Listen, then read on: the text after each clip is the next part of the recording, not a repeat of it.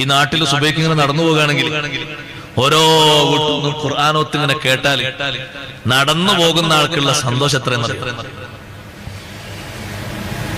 വീടുകളിൽ നിന്ന് ഖുർആനോത്ത് ഇങ്ങനെ കേട്ടിട്ട് ഒരുപാട് നേരം ചിന്തിച്ചിരുന്നിട്ട് പൊട്ടിക്കരഞ്ഞ മഹാനാണ് അമീറുൽ മുഅ്മിനീൻ ഉമർ ബിൻ ഖത്താബ് റളിയല്ലാഹു അൻഹു. പാതിരാത്രിയിൽ നടക്കുന്ന ഒരു സ്വഭാവം ഉണ്ടല്ലോ ഉമർ റളിയല്ലാഹു അൻഹു ഇങ്ങനെ നടക്കുമ്പോൾ ഒരു വീട്ടിൽ നിന്ന് രാത്രി ഖുർആനോത്ത് കേൾക്കും. ഉമർ റളിയല്ലാഹു അൻഹു അറിയാതെ വാഹനത്തിൽ നിന്ന് താഴെ ഇറങ്ങിപ്പോയി ഒരുപാട് നേരം ആ വചനങ്ങളെ ആലോചിച്ച് ചിന്തിക്കുകയാണ് ഉമർ റളിയല്ലാഹു അൻഹു. ചിന്തിച്ച് ആ ചിന്തക്ക് തീ പടർന്നപ്പോ ചൂട് പിടിച്ചപ്പോ മഹാനവറുകൾ പൊട്ടിക്കരയുകയാണ്. ഭവനത്തിന്റെ ഉള്ളിൽ വെച്ച് ഓതുന്ന ആള് ഓതുന്നത് ബിസ്മില്ലാഹിർ റഹ്മാനിർ റഹീം വത്തൂരി വകിതാബിൻ മസ്തൂർ ഫീ റഖിൻ മൻശൂർ വൽബൈത്തിൽ മഅമൂർ വസ്സഖ്ഫിൽ മർഫൂഅ് വൽബഹരിൽ മസ്ജൂർ ഇന്ന അദാബ റബ്ബിക ലവാഖിഉ മാ ലഹു മിൻ ദാഫിഉ. ആ രണ്ട് വചനങ്ങളാണ് ഉമർ റളിയല്ലാഹു അൻഹു ഇരുത്തി ചിന്തിപ്പിച്ചത്. ഉമർ റളിയല്ലാഹു അൻഹു പനി ബാധിപ്പിച്ചത്. ദിവസങ്ങളോളം പനി പിടിച്ച് വീട്ടിൽ കിടക്കുന്നു. സന്ദർശകർ വരുന്നു. പനി പിടിക്കാനുള്ള കാരണം ആർക്കും മനസ്സിലാകുന്നില്ല. അല്ലാഹുവിന്റെ രണ്ട് വാണിങ്ങുകളുണ്ട്. ഇന്ന അദാബ റബ്ബിക ലവാഖിഉ. തൂർ സീനാ പർവ്വതം സാക്ഷ്യപ്പെടുത്തിയിട്ട് ബൈത്തുൽ മഅമൂർ സത്യപ്പെടുത്തിയിട്ട് ഉയർന്നു നിൽക്കുന്ന ആകാശമണ്ഡലങ്ങളെ സാക്ഷ്യപ്പെടുത്തിയിട്ട് ഖിയാമത്ത് നാളിൽ കത്തിക്കാൻ പോകുന്ന സമുദ്രത്തെ സാക്ഷ്യപ്പെടുത്തിയിട്ട് അല്ലാഹു പറയുന്നു ഇന്ന അദാബ റബ്ബിക ലവാഖിഉ. നിന്റെ റബ്ബ് സംവിധാനിച്ച ശിക്ഷയുണ്ടല്ലോ ലവാഖിഉ, നടക്കുക തന്നെ ചെയ്യും, അത് സംഭവിക്കുക തന്നെ ചെയ്യും. മാലഹു മിൻ ദാഫിഉ. പ്രതിരോധിക്കാൻ കഴിയുന്ന ഒരാളും ഇല്ല, ഒരു സൈന്യവുമില്ല, ഒരു അധികാരിയുമില്ല, ഒരു പ്രതിരോധ സേനയുമില്ല. ഉമർ ഇബ്നുൽ ഖത്താബ് റളിയല്ലാഹു അൻഹു ചിന്തിക്കുന്നു, നടക്കുമെന്ന് പറയുന്ന ശിക്ഷ അല്ലാഹ് ഞാനത് കൊള്ളേണ്ടി വരുമോ? അവിടെ എനിക്ക് പ്രതിരോധിക്കാൻ വല്ലതുമുണ്ടോ? സുബ്ഹിയാകുന്ന നേരം വരെ ഒരേ ഇരുത്തം ഇരുന്ന ഉമർ ഇബ്നുൽ ഖത്താബ് റളിയല്ലാഹു അൻഹു വീട്ടിലേക്ക് എത്തുന്നത് ശരീരം വിറച്ചിട്ടാണ്. നമ്മൾ എവിടെന്നെങ്കിലും മഞ്ഞ് കൊണ്ടാൽ ശരീരം വിറക്കാറില്ലേ? ഇതുപോലെ ശരീരം വിറച്ച് വീട്ടിലേക്ക് എത്തുകയാണ്. ദിവസങ്ങളോളം പനി ബാധിക്കുന്നു. അല്ലാഹുവിന്റെ ഖുർആനും അവരെ മനസ്സും തമ്മിലുള്ള ടച്ച് എന്താണ്? ആ ഖുർആൻ അവരെ മനസ്സിൽ നൽകുന്ന സ്വാധീനം എത്രയാണ്? അതുകൊണ്ട് സഹോദരങ്ങളെ, ഉലമാവും ഉമറാവും ഒരുപോലെ മുറുകെ പിടിക്കേണ്ട വിഷയമാ ഞാൻ പറഞ്ഞു വന്നത്. ഞാൻ എന്റെ സ്വന്തം വകയിൽ പറയുകയല്ല. ഇമാം അബൂ ഹാമിദ് അൽ ഗസാലി തങ്ങൾ പറയുന്നു, സ്വഹാബത്ത് താബീങ്ങളിൽ ഉമറാക്കളും ഉലമാക്കളും ഉണ്ട്. അവരുടെ പ്രധാനപ്പെട്ട ശുഗല് 5 കാര്യങ്ങളിലാണ്. അത് തന്നെയാണ് നമ്മുടെ ആളുകളും സ്വീകരിക്കേണ്ടത്.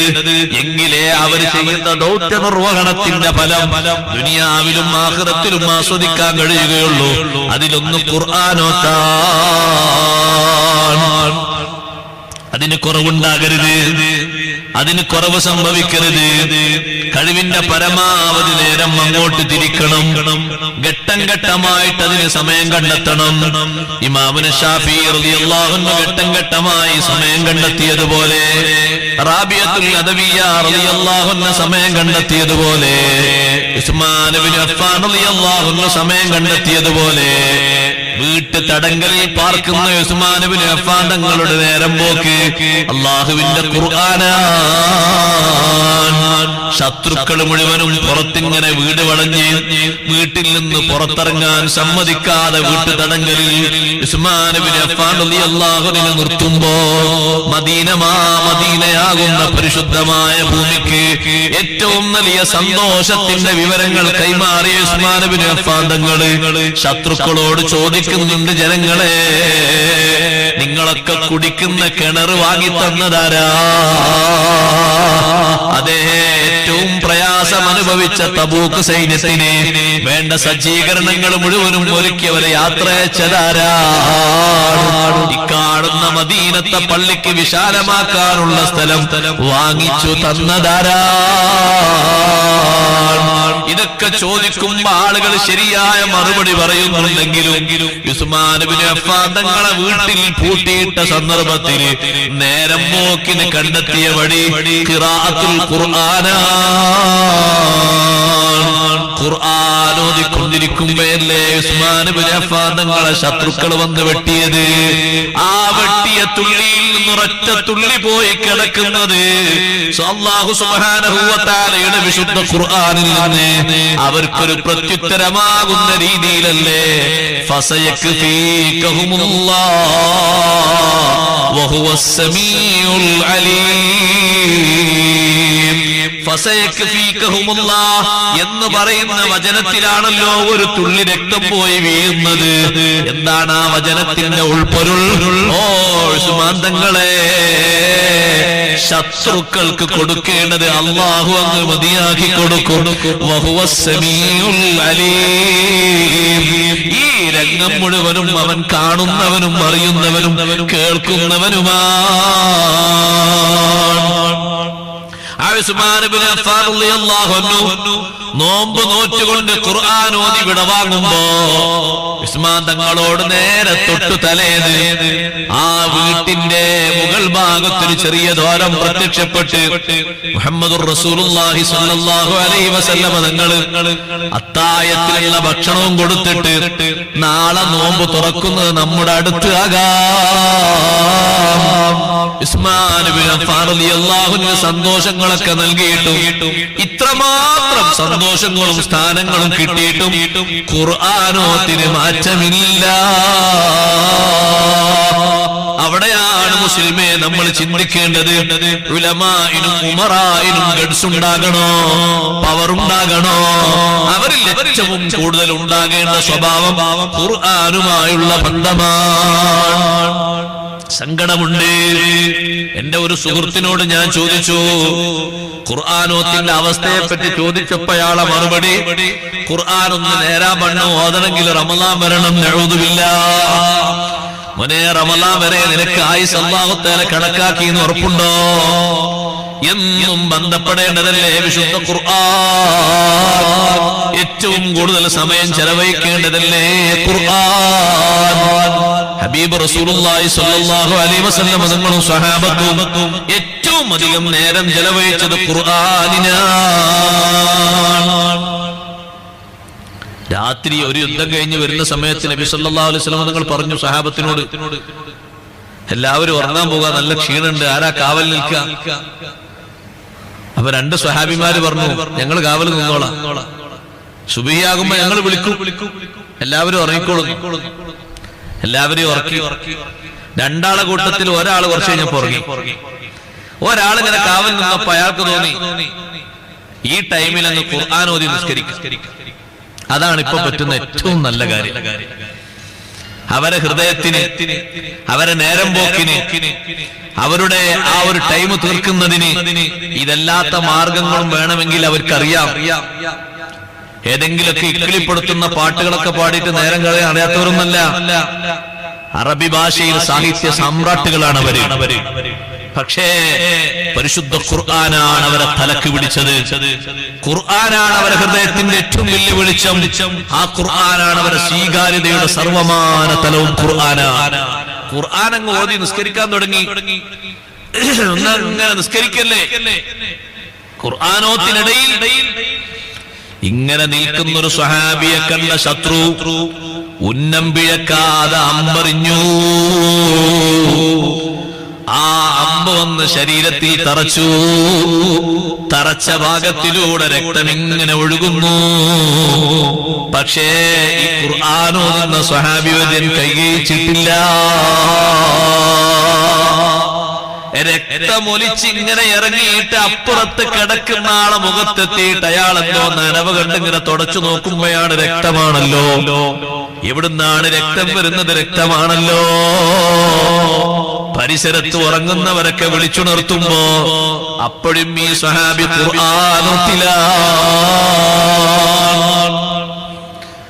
അവരെ മനസ്സും ഖുർആനും തമ്മിലൊന്ന് ലയിച്ചത് സഹോദരങ്ങളെ. അത്രമാത്രം വലിയൊരു അമ്പ് വന്ന് തറച്ചിട്ട് രക്തം ഇങ്ങനെ ഒഴുകി വാർന്നിട്ടും ഓതുന്ന ഖുർആൻ വിട്ടിട്ടില്ല, മാറിയിട്ടില്ല, അതിന് തടസ്സമുണ്ടായിട്ടില്ല.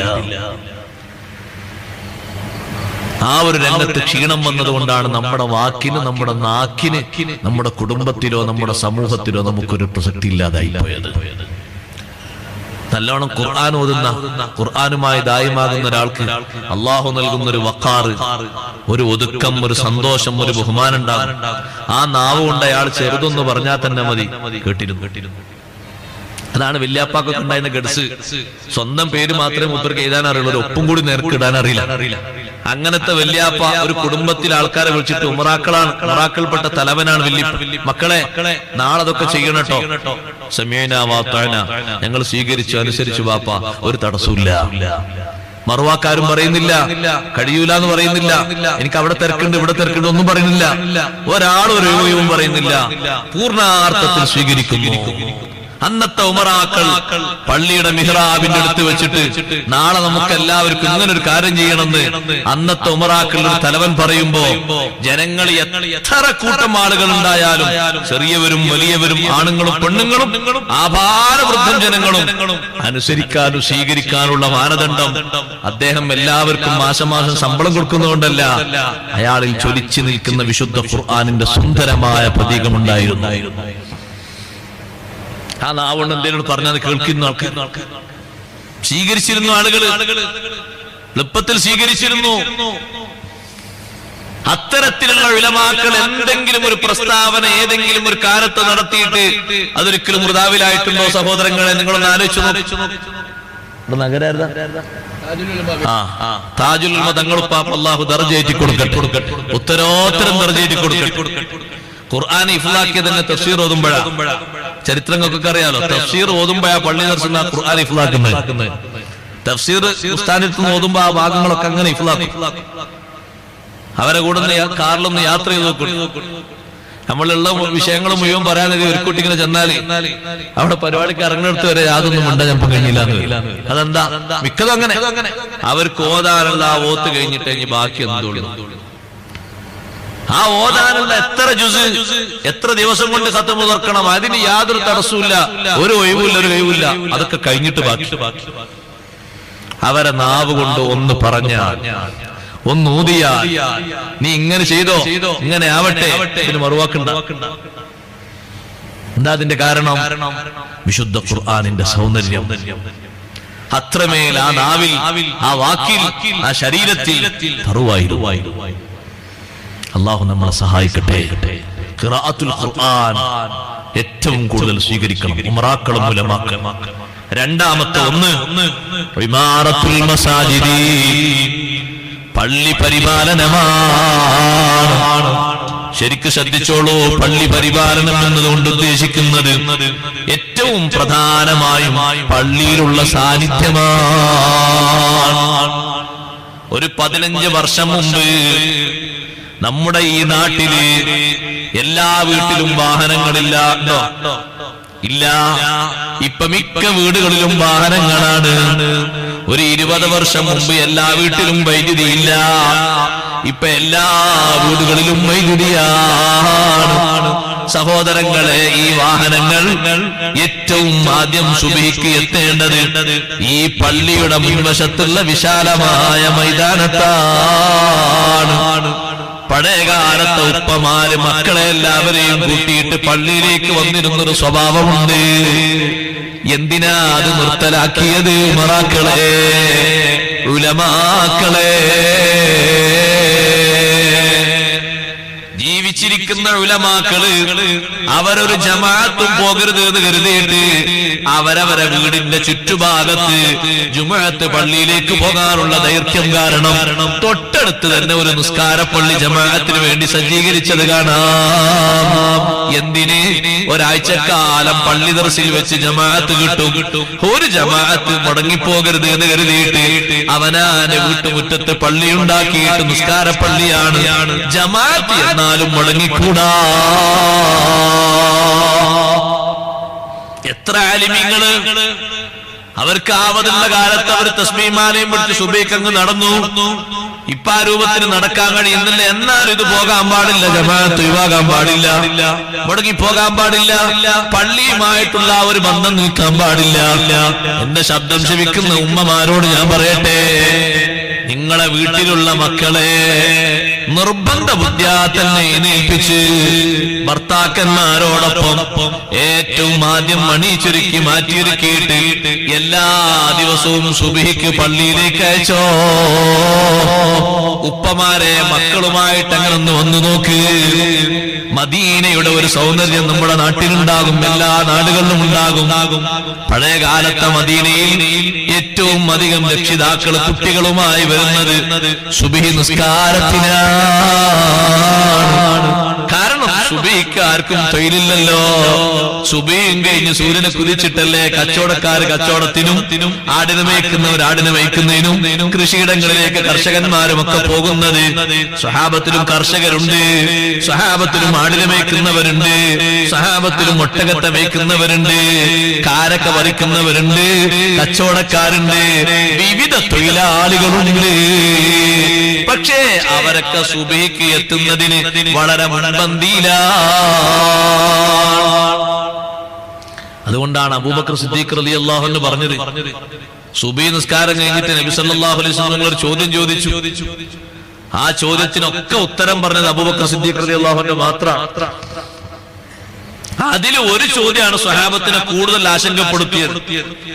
തങ്ങൾ ചോദിച്ചു, മൻ അത്അമ മിൻകുമുൽ യൗമ മിസ്കീന, ഇന്ന് നിങ്ങളെ കൂട്ടത്തിൽ ഒരു സാധുവിന് ഭക്ഷണം കൊടുത്തതാരാ? അപ്പോഴും സിദ്ദീഖ് റളിയല്ലാഹു അൻഹു എണീറ്റൊന്നു ഞാനെന്ന് പറഞ്ഞു. അപ്പൊ എല്ലാവരും അതെന്താ പരിപാടി, സിദ്ദീഖ് റളിയല്ലാഹു അൻഹു സുബഹിക്ക് എവിടുന്നാ ഭക്ഷണം കൊടുത്തത്? നമ്മളൊക്കെ ഭക്ഷണം വരെ പോയിട്ട് അങ്ങോട്ട് കഴിക്കാനാകുന്നില്ലേ ഉള്ളൂ. മുപ്പർ സുബഹിക്ക് വരുമ്പോഴേക്ക് ഭക്ഷണം കൊടുത്തോ? എല്ലാവർക്കും ഒരു ആശങ്ക.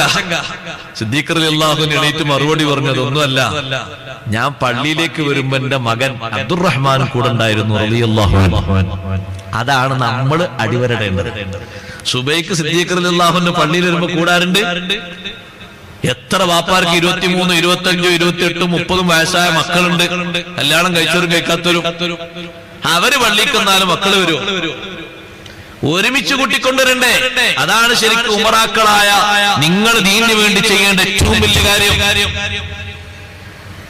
ഇമാറത്തുൽ മസാജിദ് എന്ന് പറഞ്ഞ പള്ളിയുടെ ഈ ഒരു സൗന്ദര്യവൽക്കരണം മാത്രമല്ല, അത് അതിലൊരു ഭാഗമാണ്.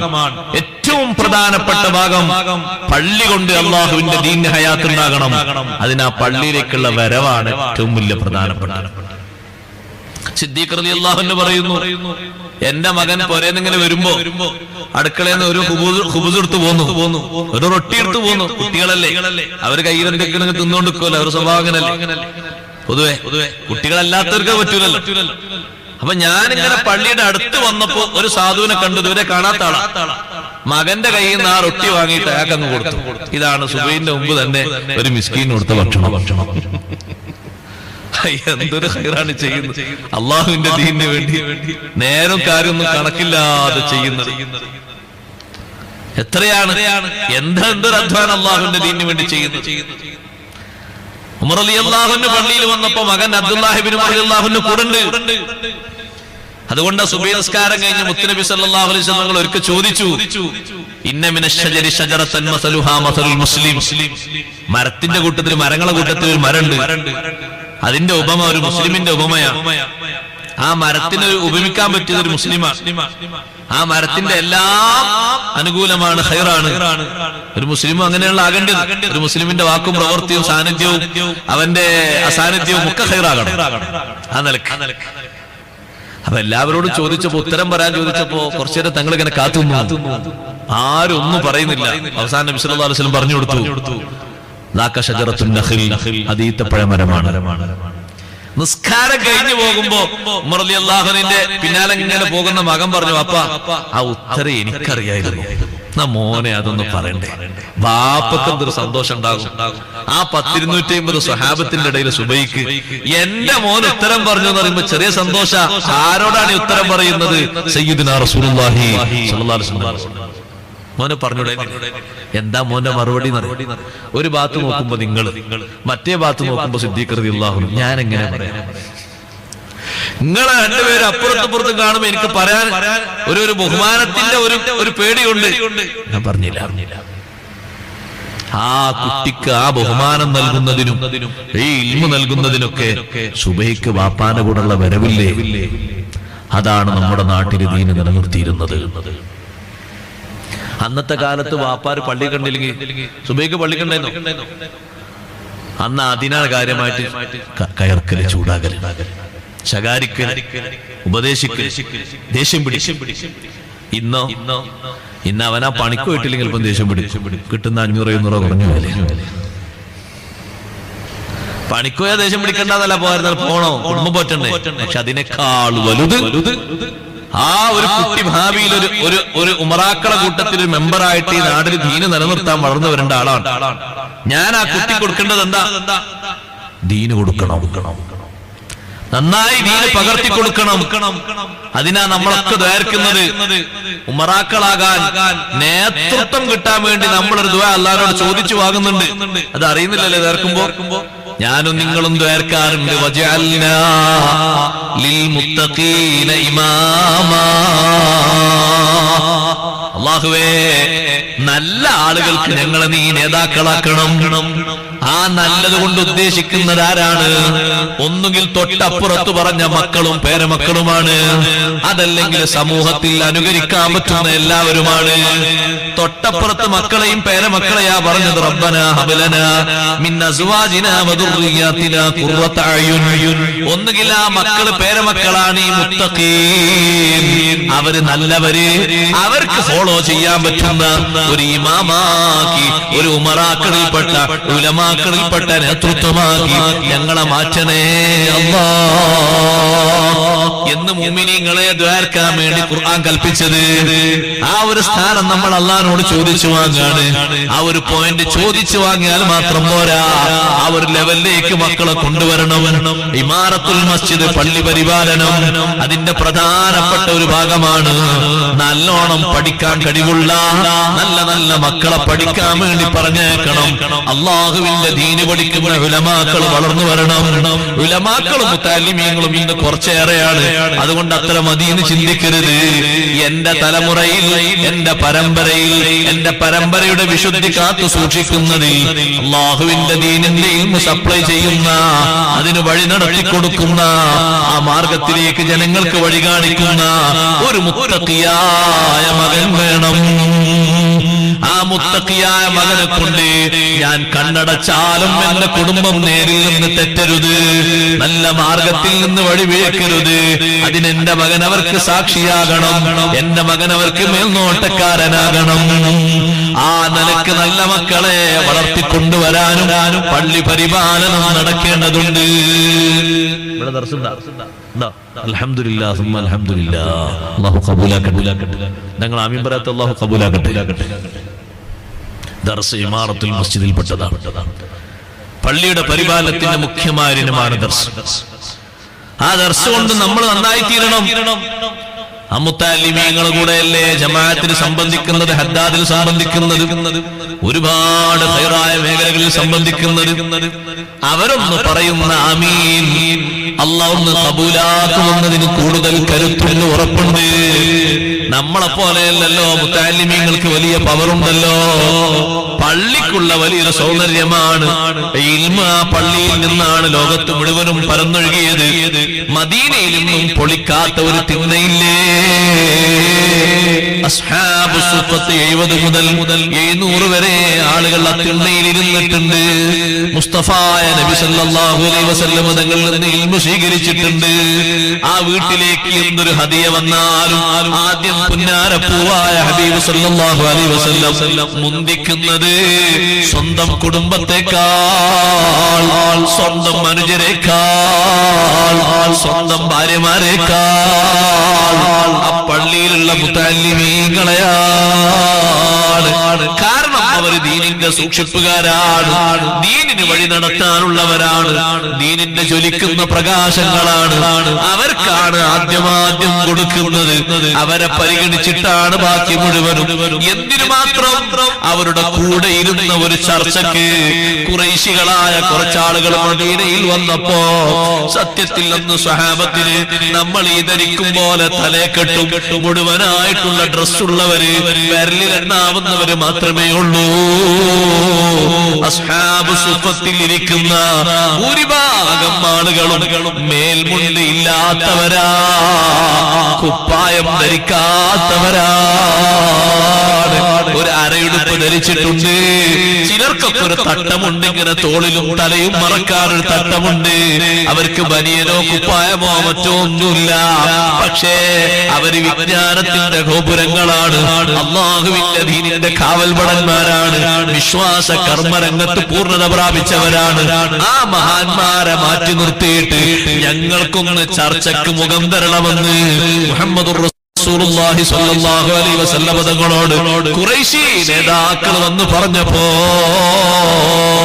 പുന്നാര തങ്ങളെ കൽബില് ഏറ്റവും വലിയ സന്തോഷം അവരെ ഹിദായത്താണ്. അവരൊന്ന് വന്നാൽ അല്ലാഹുവിന്റെ ദീൻ ഉൾക്കൊണ്ടാൽ അവരെ ഗോത്രങ്ങളിൽ നിന്ന് കണ്ണിയായി ഓരോരുത്തരുമെന്ന സന്തോഷം കൊണ്ട് തങ്ങൾ അതിനൊന്ന് സമ്മതം മൂളാന്നപ്പോഴേക്ക് അല്ലാഹു ആയത്തിറക്കി പറ്റൂല. واصبر نفسك مع الذين يدعون ربهم بالغداة والعشي يريدون وجهه ولا تعد عيناك عنهم تريد زينة الحياة الدنيا ولا تطع من أغفلنا قلبه عن ذكرنا واتبع هواه وكان أمره فرطا. 24 മണിക്കൂറും 24 മണിക്കൂറും അല്ലാഹുവിന്റെ പൊരുത്തത്തിലായി കഴിയുന്ന മഹത്തുക്കളില്ലേ, അവരെ കൂടെ തങ്ങൾ അങ്ങ് ക്ഷമിച്ചിരുന്നോളണം. വസ്ബിർ നഫ്സക, നബിയെ തങ്ങളുടെ ശരീരത്തെ പിടിച്ചിരുത്തണം. ബാക്കിയുള്ളവർ ഇവിടെ വന്ന് വേണമെങ്കിൽ പഠിച്ചോട്ടെ, ചർച്ച ചെയ്തോട്ടെ. അവർക്കായിട്ട് ഇവരെ നീക്കി വെക്കുന്ന ഒരു തത്വം, ഒരു ശാസ്ത്രം, അത് പറ്റൂല. ആയത്തിറങ്ങിയപ്പോൾ നബി സല്ലല്ലാഹു അലൈഹി വസല്ലം വല്ലാതെ സന്തോഷിച്ചു.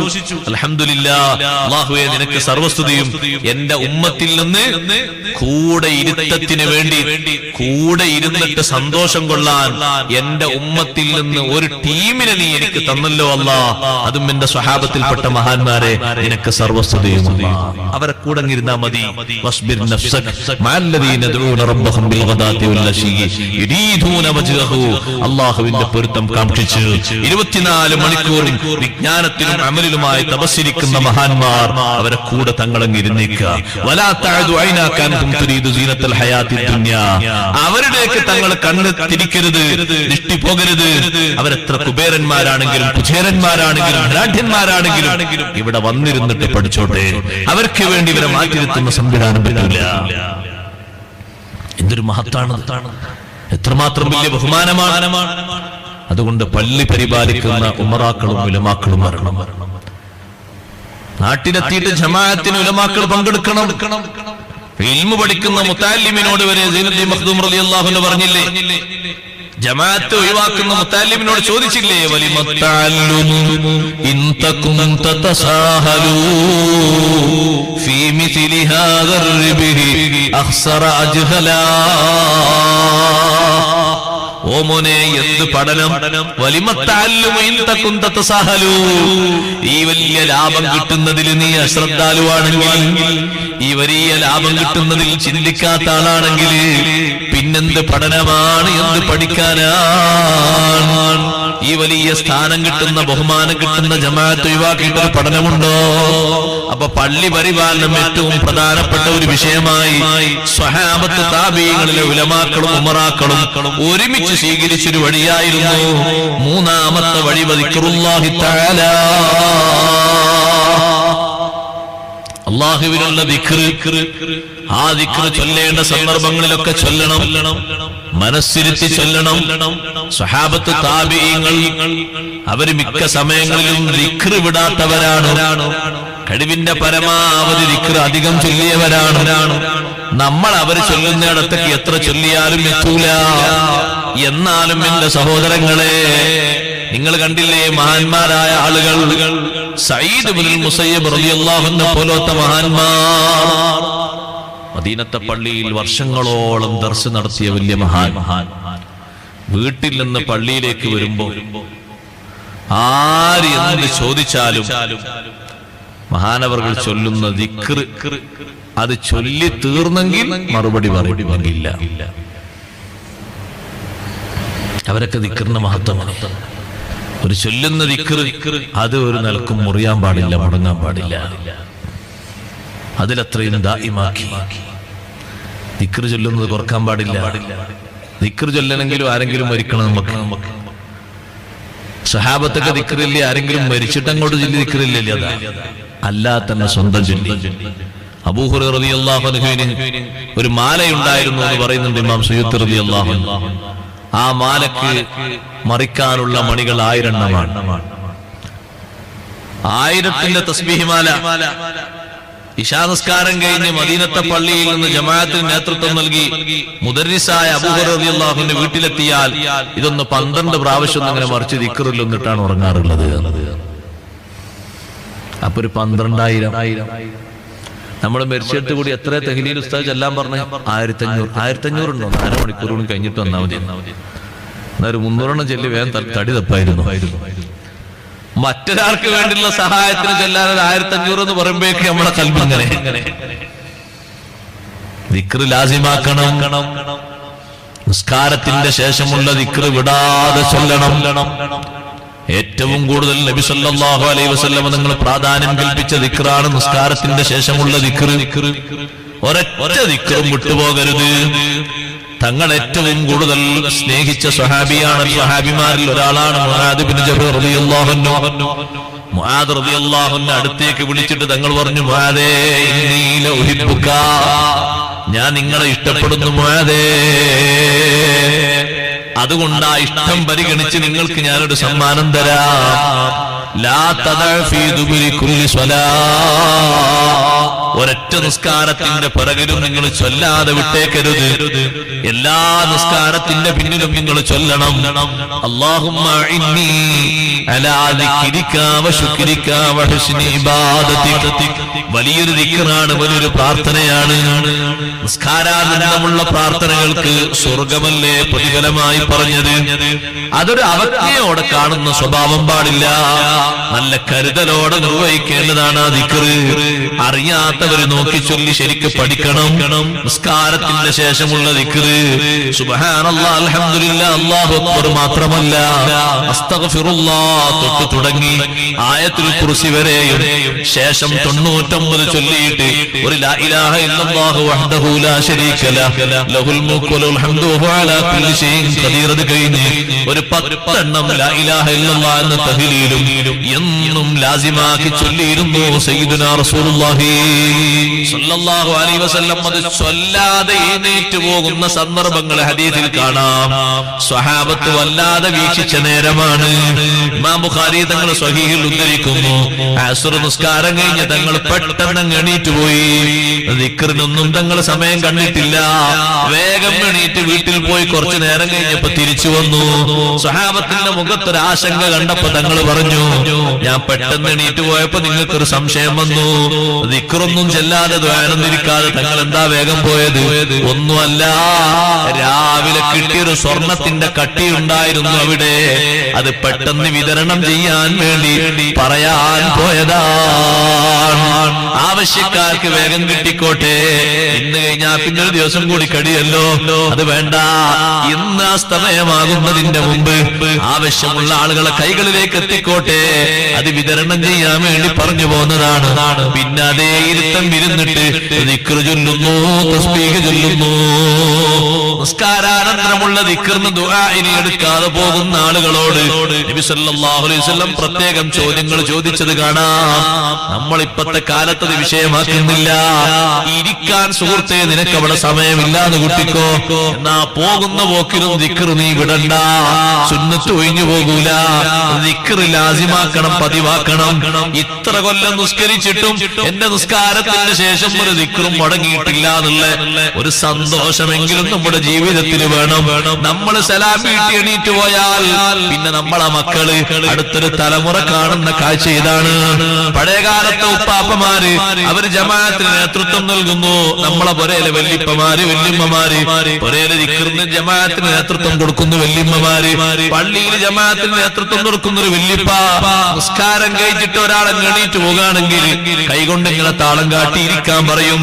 ദിക്ർ മുഴുവനും ചൊല്ലി തീർത്തിട്ട് പറയും എങ്ങോട്ടാ പോകുന്നത്, ചെറിയ തിരക്കുണ്ടായിരുന്നു.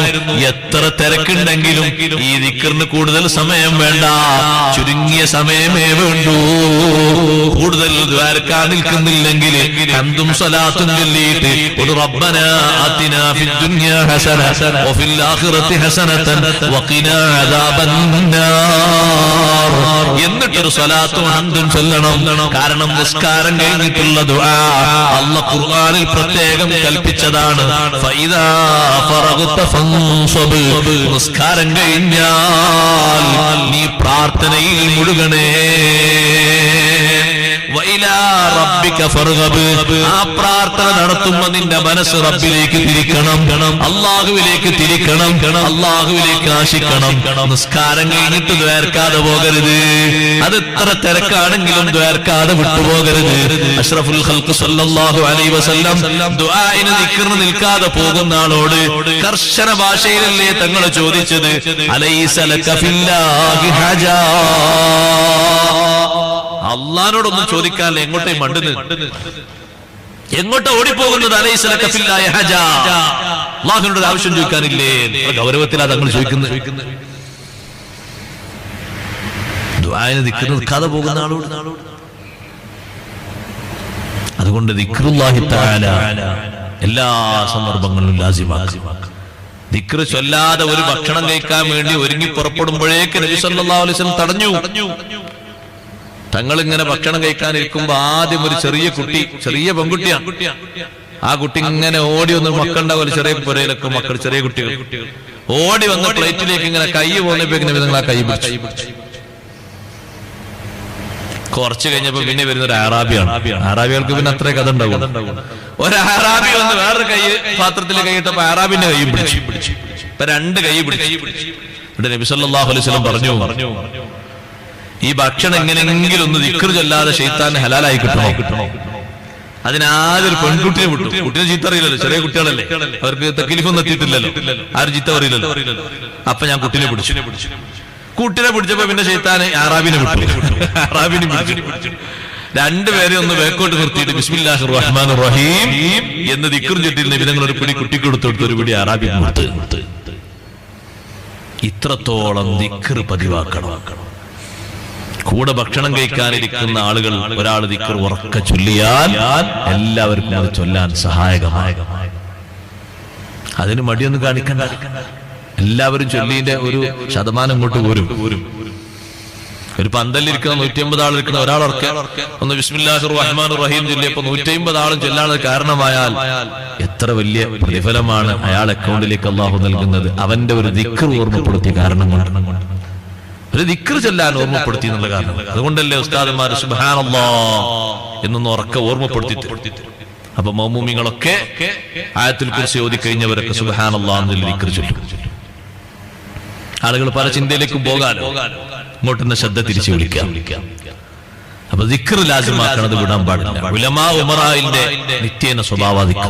പള്ളിയിൽ നിന്ന് വീട്ടിൽ നിന്ന് വെള്ളിയാഴ്ചയൊക്കെ വരുമ്പോഴേ, വെള്ളിയാഴ്ച പള്ളിയിലേക്ക് വരുമ്പോ, ജമാഅത്തിന് വരുമ്പോ എന്താണ് ആളുകളെ പണി? ദിക്റിന്റെ മജ്ലിസിലേക്ക്, വാളിന്റെ മജ്ലിസിലേക്ക്, നല്ല ഏത് മജ്ലിസിലേക്കും പോകുമ്പോ ഫീ ത്വരീഖിഹി വഹുലൂരിഹി ബിദിക്രിൻ വസ്സലാത്ത്. ഇമാം നബവി റളിയല്ലാഹു അൻഹു മിൻഹാജിൽ പഠിപ്പിച്ചില്ലേ, പള്ളിയിലേക്ക് വരുന്ന വഴിയിലും നിസ്കരിക്കാൻ വേണ്ടി അവിടെ ഹാജരായിട്ടും ദിക്ർ കൊണ്ടും സ്വലാത്ത് കൊണ്ടും മുഴുകണം. വേറെ സംസാരങ്ങളൊക്കെ മാറ്റിവെക്കണം. അത് ദിക്റിന്റെയും സ്വലാത്തിന്റെയും സമയമാണ്. അതിൽ മുഴുകേണ്ട നേരമാണ്. ആ സമയം ഫുള്ളതിന് ചെലവഴിക്കണം. അത് ദിക്ർ സഹോദരങ്ങളെ പതിവായി ചൊല്ലേണ്ട ദിക്റുകളൊക്കെ പതിവാക്കണം. അഷ്റഫുൽ ഖൽഖ് സല്ലല്ലാഹു അലൈഹി വസല്ലം തങ്ങൾ ഏറ്റവും നല്ല അവലംബമാക്കി പഠിപ്പിച്ചത് ദിക്റാണ്. ഒരു ഘട്ടത്തിൽ മാത്രമല്ല, വിവിധ ഘട്ടങ്ങളിൽ. നിങ്ങൾ കണ്ടില്ലേ, ബദർ യുദ്ധം കഴിഞ്ഞിട്ട് പിന്നൊരു ബദർ ഉണ്ടായിട്ടുണ്ട്. ആ ബദറിന്റെ സന്ദർഭവും ഖുർആൻ വിശദീകരിക്കുന്നുണ്ട്.